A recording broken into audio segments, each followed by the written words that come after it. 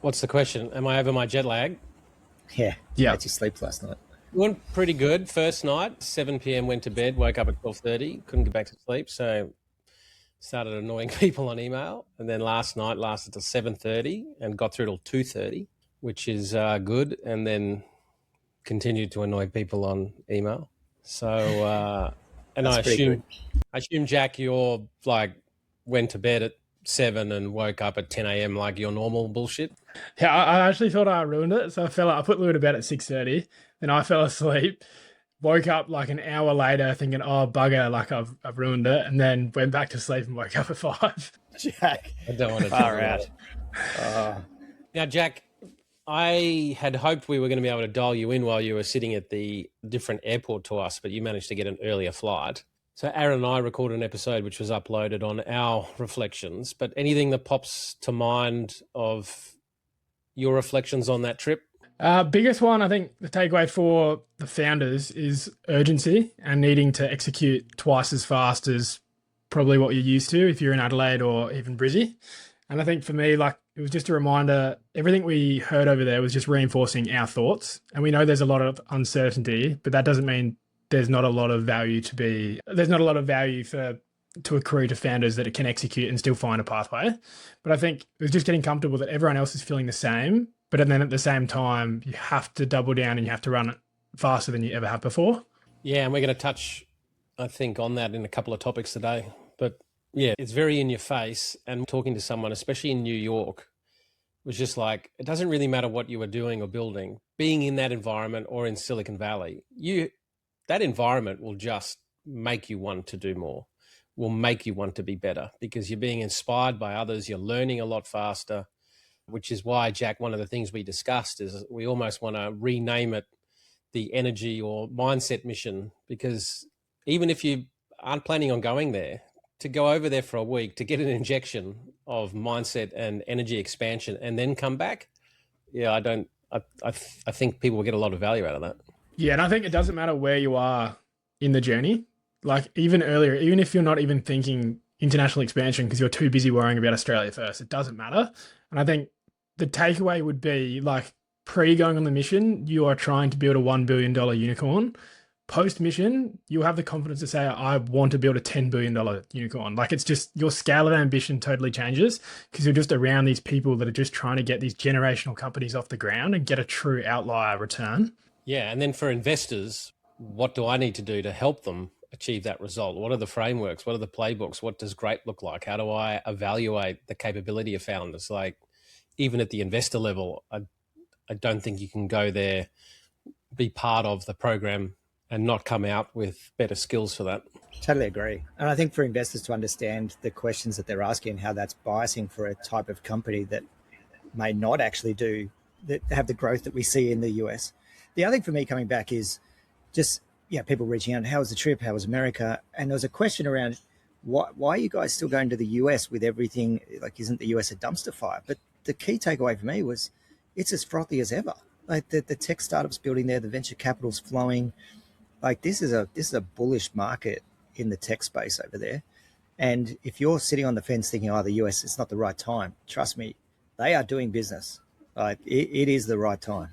They have no idea the shit that Donald and his people are creating outside their borders. They are not plugged in or connected. Yeah, like I don't think we heard anything about Iran the entire week, and Trump got mentioned maybe twice. And I think that was in relation to us actually asking a question. But they are just BAU on steroids. Well, one of the things I meant to talk in the last episode, but let's do it now. I had a very funny conversation with one of our founders. And it was after we've done a capital raising recently. We pared it back a little bit because just AI tooling means that they just don't need to have the same budget that they had prior. Plus, they're getting a lot of significant operational wins. But when we go in and help them with their managerial aspects, and I'll point people back to the episode with James Leatham because we did the same for him, and he talks about what value Tribe added. But putting that aside, it just became a little bit clear to me, or at least my perception was, that they were a bit understaffed. because of a whole series of things that needs to happen in order for their scaling, I guess, ambitions. And so I'd sent a couple of emails and a text and just had made some suggestions. And then he called, he said, look, you're giving a bit of whiplash. I listened to this stupid fucking podcast called Transparent VC, where there are these multiple lunatics constantly telling me that we've got to automate everything, that we've got to use agents. And now you're telling me I've got to scale up my resources. And I think it's a really good nuanced conversation to have, because it's what AI and automations and agents will allow is in certain areas to reduce resourcing and reducing staff. But I think it's actually going to create more resource requirements of humans in other parts of the business. And so there's almost like the product related day-to-day client interface, sales, marketing, product, customer service, all of that, what you would call BAU, sort of keeping your business running. But in all organizations, there are issues and problems and opportunities that a person can go and resolve themselves. This is an issue, I'll go and resolve it myself. And now we're entering the world where I'll be able to resolve it myself with the help of some agents. And so that's going to allow people to scale up more. As we're going to talk later, Jason Lemkin just talks about what nobody tells you about with these agents is it starts to become a full-time role, just managing these agents. So now you've not only got to manage the agents, you've actually got to go and do all of your other roles and responsibilities. So on that respect, I think managers are actually going to find that their need for resources are going to grow. But then there's all this stuff as you scale that one person can't solve alone. They actually need multiple people in a team to work together to solve it. And it tends that all of these issues have one person, or should have one person with the authority to solve it. But as your company grows and gets bigger, it actually requires multiple things. And so when we do our workshops and we get them to identify and diagnose all of the challenges within the company, one of the insights I always get them to ask is, how many of these things could one person solve alone? And the answer is normally 99% of the time, none of them. Because if they could have, they would have. Everything that gets left behind in an organization to solve, when you actually have a look at it, it's like, oh, that needs 2 people, 3 people, 4 people, 5 people, whatever it might be. The problem is people are too busy quite often to come together, to pause their own individual role and responsibility, to come together and work on these things as a team, because life is just too busy. And so what we try and help them to do is implement some rails to run on that allows you to balance the individual getting things done, KPIs, customer success, all of that jazz, with all of the change and improvement stuff that requires teamwork. The problem is that even if you have great rails to run on, if you don't have any bloody trains and cars and whatever else to run on those rails, you're not going to get the outcome. And so what's happening is that I think from a managerial point of view behind the scenes, people are undercooking what organizational resources they're going to require to actually solve these issues in the timely manner that you need to solve them. Because that's the other issue, that AI has sped things up. But let's say that you had 50 issues that you diagnosed. My record is over 400 in Mexico. I've spoken before when I did some work with Jack Cowan of Hungry Jacks, and we did it in Hungry Jacks. They got to 290 issues. And so it's quite often a situation where you got lots of issues. But let's say that you're a small company and you've only got 50 issues to resolve. A few years ago, maybe you could resolve 10 issues each quarter, right? You resolved 10 issues, 10 new issues came up. You just had a good operating rhythm. And let's say in order to resolve 10 issues, you needed the slack of 3 or 4 people. Well, now with AI, in order to stay alive, survive, and then hopefully thrive, you probably have to resolve 30 issues in a month in order to stay up to scratch. And so if your business and all of the resources in your business are just trying to tread water to keep BAU going, and then you've now got to move from 10 complex problems to 30 complex problems a month, if you don't resource that, you're going to fall behind, you're going to die.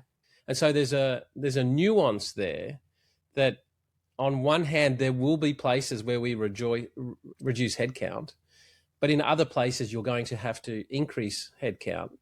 But it's not that black or white either, because let's say the moving from 10 problems to 30 problems resolved in a month. Well, that's depending on what your ambition is, what your strategy is, what your desire is. So you could peel back your strategy and just have a nice little cottage business that pays you nicely. But for some of our portfolios, you have a winner takes all market. And if you don't win this customer now, or these series of customers, or win this market, you're locked out for 10 years because of the length of the contracts. And so actually, if there's going to be certain market dynamics, certain vision and desire dynamics. Now, it's annoying to have people, let's face it. Every additional person you add is another potential conflict and another potential style issue and another person you've got to communicate with. And I absolutely understand the impulse of a lot of founders to stay as small as possible.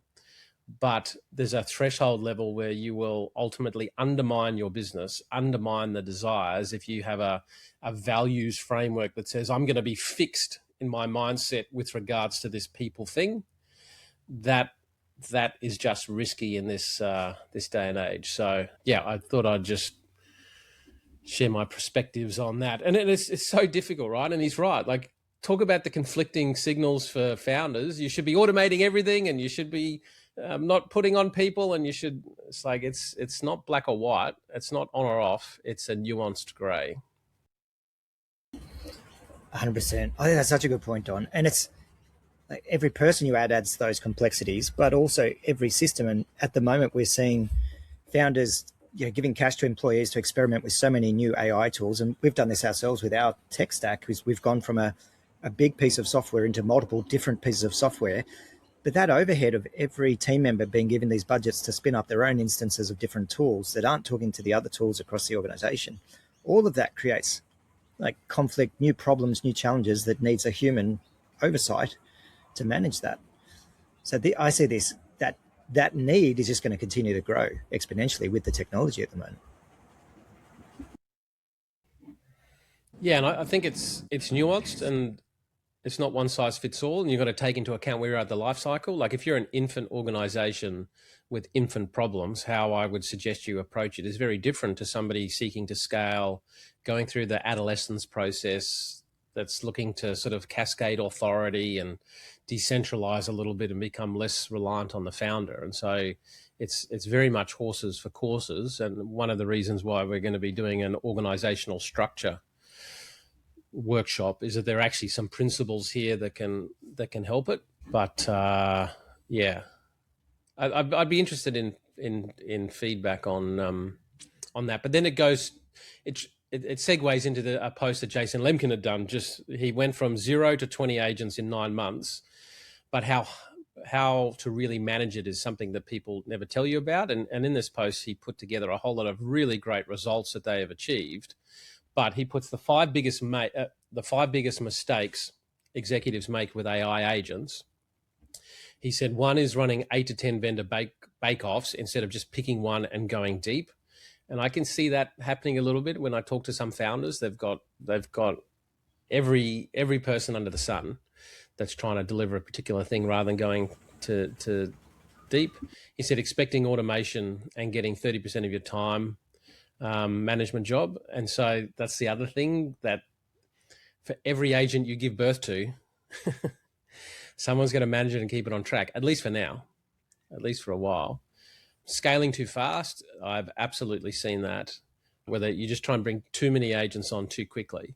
He's saying that the best in class can't absorb more than 1 to 1.5 a month.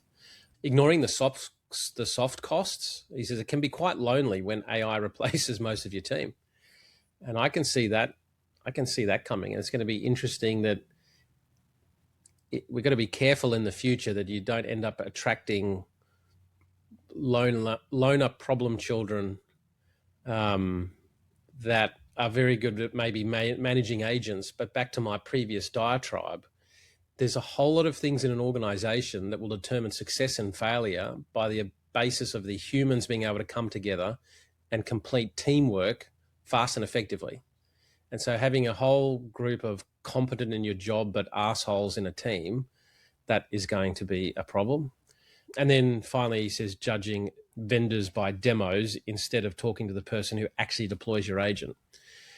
And so all of these things require a human. Someone's got to go and do the research and do the implementation and then manage them, and then also manage the outcomes for the customers, and then change and improve your company.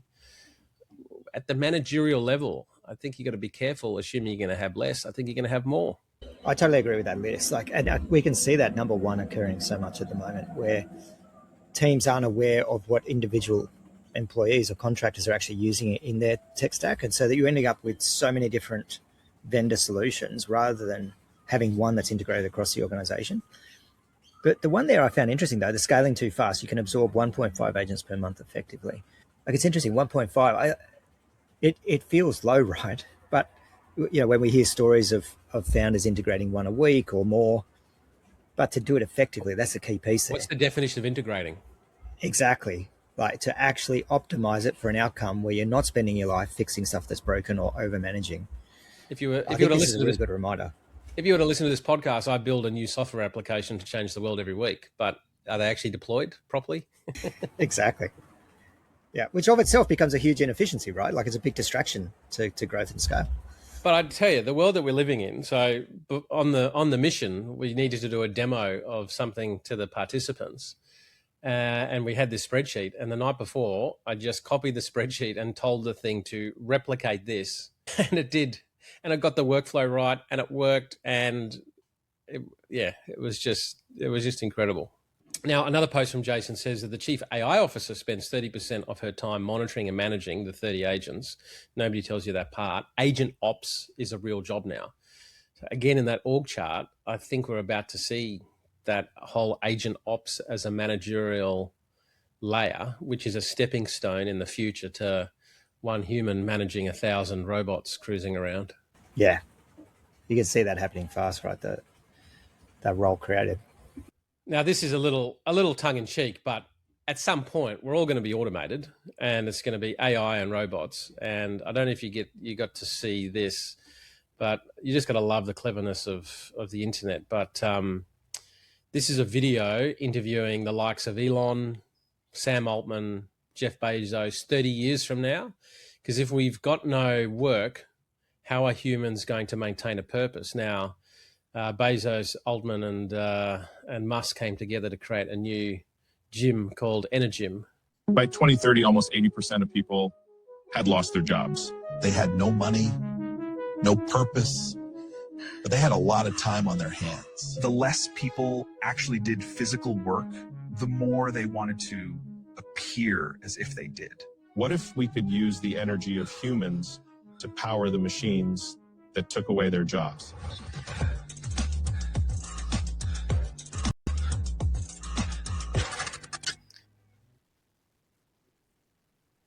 What if we could use humans to power the AIs that took away their jobs? I thought that was just very clever. It's the Matrix. The only bit about that wouldn't come true is Musk working with Altman.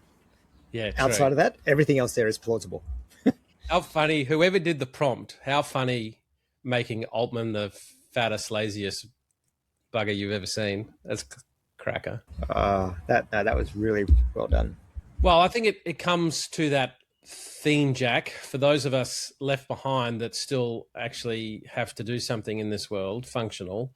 You talked about velocity earlier, and Paul Bassett yesterday put out a post. There's a lot of emphasis in the AI era of the need to move crazy fast. The hard part is you need to make the right strategic decisions. It's hard to move fast, and it's hard to be right in a dynamic environment that's incredibly hard to do both things well. The winners will be the ones that go fast enough and that are right enough. I'm blown away by the changes in velocity of the amazing companies I work with. Of course, it's harder to be definitive at this point that people are making the right calls. The degree of difficulty in building and sustaining a remarkable business has become so much higher, but the size of the prize is almost so much bigger. And I think this comes back to the full quadrant of taste and execution. Taste is about strategy. Execution is the ability to get it done. And founders that can be in that top right quadrant of good taste and good execution are the ones that succeed. Founders that have good execution but poor taste end up blowing themselves up. And then there's a lot of wannabes that talk a big game that don't have any taste or any execution. But that velocity, the vector of the velocity and the direction it's going towards taste and execution matters significantly. Yeah, I like to think of like velocity and speed as like it's required, but it's not sufficient. And then that goes back to what Paul's saying here. Like you've got to be ensuring that you're actually running fast in the right direction. Otherwise, it's not going to be a good outcome. This is where I do think one of the things we were talking about in the US was how venture capital there really has to push you through the sequencing of all the stages of investment. And I do think for founders, the risk is optimizing for the stage of investment rather than optimizing for a durable business. And I love this post. It's very timely. When you think of companies that are built to 100 mil ARR, but then see churn and see that starting to decay, like building for durability is what matters here. Yeah. So, I mean, did we discuss this before, or maybe it was on a post somewhere else? But is velocity Helmer's eighth power, having an organizational culture and climate that can just outpace? The only thing that... Sorry, Don, you go. You finish. Well, given the word is about durability, is that ultimately durable at a systemic level, or does that ultimately die? But yeah, what are your thoughts, Jake? So what Helmer says is pretty much what I said. Like he defines it as operational excellence. And I think velocity falls under operational excellence. And his words were, it's required, but it's not sufficient in the outcome. And that's the same as durability, right? Like they're all a piece, or they're all a pillar of success, but you need them all to get the outcome. All right. So we put velocity in that. And as times change, your need for velocity, how you get your velocity, all of those things will change, but it's still a core part of operational excellence. And like when we speak about operational excellence, like that collectively is the team and the culture. That's all under that same bucket. Yeah, totally agree. And slightly related, but not quite, is this idea of, yes, there's velocity, but velocity where and towards what? And one of the questions we've always got to ask ourselves when we're analyzing deals is, where is this product and the market in terms of its adoption? Like, are we still in the blue ocean world, or are we in the red ocean world? And it would be fair to say, like, LLMs are now in a red ocean competing on features and price and whatever else. But there was a chart that Anthropic put out, which there's been a number of charts. Peter Walker from Carter at the end of the day came back and said Anthropic should have just used a bar chart, and I think he's probably right. So I'll just share my screen here. But what Anthropic did was it looked at what percentage of an occupational category could be done by AI, and what is its current adoption. And so, as an example, computer and maths, their estimate is that it can do 96% of that, but it's only at 32% adopted. Business and finance, 28, office and admin, 42.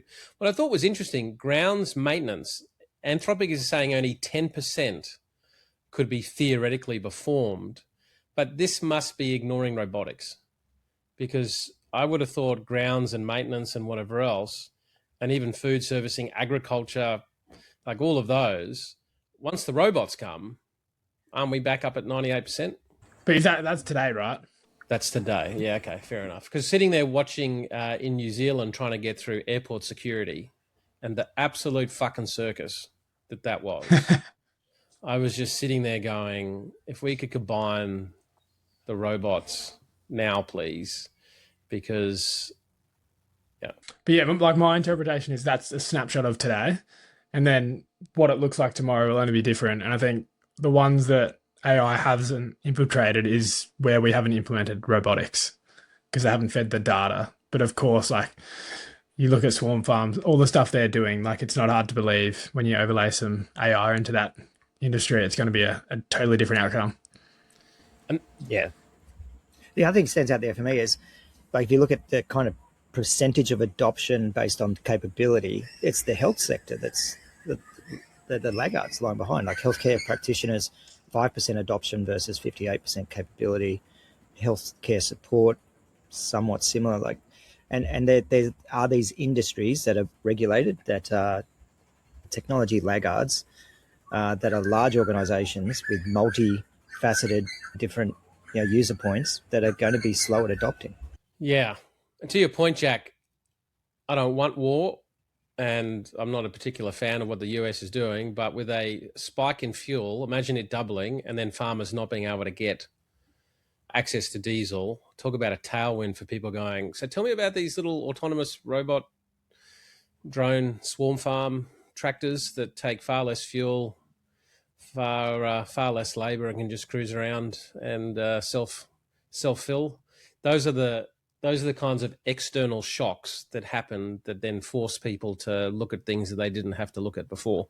And I think it was related to this, but did you see the Sequoia post talking about it's now looking for businesses that are transitioning away from the software layer into the services layer, and that the multi-billion-dollar companies that are going to be built are not going to be pure play software. They're actually going to be labor. It's going to be software dressed up as labor. The only thing is I haven't been able to find it. It's not in the show notes. It's been doing the rounds on LinkedIn though. Yeah, I did see it. Yeah, I reckon I saw it, and I reckon I saved it as well. Let me just find it. Yeah, I saved it. I'm trying to find it too. It was actually an ad for what the guy was doing when he gave 3 examples. Is that the one? Could have been, yeah, if you can find that one. Yeah, Sequoia. I think I found that. One sec. Oh, is it the one that I just put in the chat in LinkedIn? Yeah, that's the one, Jack. So it says Sequoia just published their thesis on the next trillion-dollar company. It won't sell software, it will sell the work. A partner at Sequoia mapped out 10 plus verticals where AI native services firms will replace both the software vendors and the incumbents they sell to. His core insight: for every $1 spent on software, $6 is spent on services. AI is turning that $6 back into software. If you sell the tool, you're in a race against the next model. If you sell the work, every improvement in the model makes your service faster, cheaper, and harder to compete with. A year ago, this was a niche take. We bet our company on it. Today, it's consensus across every VC firm, and he lists out what the consensus is. And then, yeah, he does an ad for his own company, and that we spent 3 years selling AI automations to investment banks. Then asked, why sell the tool when we can sell the work? And last year, they launched Europe's first AI native M&A advisory. A few months with over 15 million euro of fees in the pipeline and 11x growth from December. I think this is an absolutely dead right evolution, and I must admit, it's sort of like in the childcares. Sell the software to manage the childcares. Soon it's going to be sell the management of the childcare with the little humanoid robots that do it all, as a daft example. But I don't think it's a daft example. I think school, like for someone to create a new school that uses AI-enabled robots as the teachers and tutors, rather than selling the tooling to someone else to try and integrate into a legacy system. Yeah, and a robot doesn't have all of the human trauma responses of a child pissing you off that then leads to an unhelpful reaction. Well, at least it shouldn't be programmed like that. It should just be able to stay cool, calm, and collected, compared to some of the responses that I'm learning now that my children are in the education system, that I'm having to be very careful at the amount of letters to the principal that I feel compelled to write. But putting that aside, which, as you can appreciate, I had a similar thing yesterday. Oh, my wife is very excited when I get involved in. But going back to this one though, the core thesis that's underlying this is AI. Are improvements in AI improving the value of my service or the value of my offering? And yeah, we talked about that from the US mission 2 years ago. Like it's a different lens. Like if you're under threat from AI improving, then arguably shut the business down or find a quick exit. But if AI, improvements in AI power, it improves the value you add, that's what's underlined this flow to where they are now. Yeah, and so what this Sequoia partner's done is made a 4-quadrant. Who doesn't like a good 4-quadrant? And effectively has drawn on the top outsourced down to insourced, and then either side judgment versus intelligence. And so in the outsourced and intelligence quadrant, this is where they look at insurance brokering, payroll and compliance, claims adjusting, accounting and audit, healthcare. And given the insurance claim process I'm currently stuck in, it is March for a hailstorm that happened in November, and we still don't have a finalised scope of works and a price for a hail damaged roof. It is just unbelievable. Now, then there's the intelligence and insourced. Well, that's supply chain, pharmacy, back office, wealth management, There's needing high judgment and outsourced. So that's management consulting, graphical UX design, executive search, PR and comms. And then there's judgment and insourced, which is recruitment, advertising, freight brokerage, corporate training. So they've really mapped that out. And so I like this because if you've got experience and you've got an idea and you've got a little bit of nous, this is not a bad little framework to go, okay, what could I attack here? And I must admit, there's a little part of me that wants to see Tribe maybe set up a little venture studio as part of our accelerator, because our collective experience in some of this shit, if we found the right hungry people and then went to our LPs and said, right, we're going to seed some stuff here, like in the claims management, you get the drones to come over, review the roof, measure it, validate that it's not a dodgy claim. You got the supply chain connected in that does the quote, that then automatically sends to the insured, would you like a cash settlement or would you like this repaired? If you'd like it repaired, it then flows through. Like the bringing of AI, drones, tools. Anyway, I'll calm down and just concentrate on our core business of investing. No, I've had that exact thought of a venture studio, especially when you meet really good founders that are just working on either tiny markets or tiny problems. And you're like, well, can we just take you out of that and we'll give you one to go and solve with this kind of matrix of looking at it. I think it is the time actually of the rise of the venture studio with all this AI tooling. Yeah. Jack, if we had a venture studio, Jack, what would you go after? Don't know, but I like the idea of it. I think that sounds awesome. In the back of his mind, he's going, I'd automate you two jokers. Yeah, disrupt VC. I will say that week we spent together in the US in that environment with those vibes, it was really good. Well done, team. Bloody awesome. And we took Jack to his first musical live, The Book of Mormon.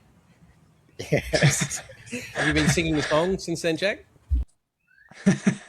No. Dancing around the house. Well, it's a shorter episode this week, just due to a few odds and ends. What are some themes? What's the theme of the week? For me, it's just velocity. I can't escape it. And I notice it in the conversations I'm having since I'm back. So the question is always, how do you maintain that? Everything that affects you when you're over in the US in Silicon Valley, New York, how do you maintain that energy coming back when the rest of the ecosystem here just operates so much slower? I noticed it even yesterday, just talking to Mara and talking to the kids. It's like the way I was talking, the way I was moving, it was a different pace. Yeah, you must be a joy to be around.